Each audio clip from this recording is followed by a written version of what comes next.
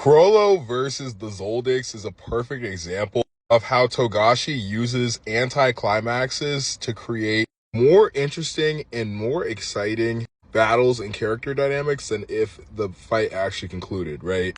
Like, this fight ends up getting interrupted by a phone call. And normally we would be like, damn, like, these are some of the strongest characters revealed in the story at this point.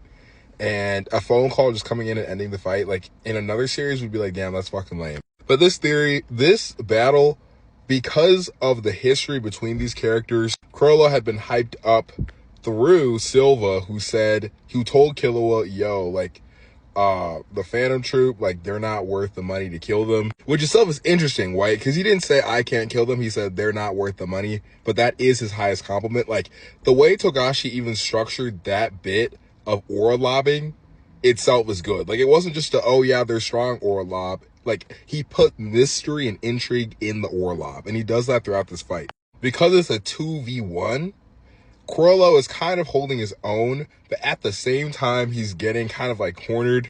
And also, he isn't trying to go all out and kill them. He's trying to satisfy the conditions of his Nen ability skill Hunter. So this creates a dynamic where instead of us just thinking, okay, who's going to end up being stronger?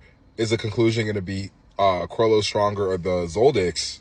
Instead, we're putting in context, okay, what even is Chrollo's ability? It's been shrouded in mystery. We know he can steal abilities. He steals one from earlier in this arc, uses it in this fight, which itself is like a great use of using an earlier character's ability to impact the plot in an interesting way, like the reader, if it's a manga or viewer, wouldn't have expected. But then, by following this fight and seeing what Chrollo is doing and not doing, you actually can kind of gauge, or begin to start to gauge and theorize, what are the actual conditions that Chrollo needs to steal an ability, which may also come in handy. And that means that Zeno and Silva are also not going all out because they're being careful of not fulfilling the conditions that Chrollo needs to fulfill to steal their ability, which shows that they respect his power because they don't want their ability to get stolen. And then when Zeno just goes straight for the grab and is like, yo, even if it kills me, kill this guy, which itself is like very interesting for how much they actually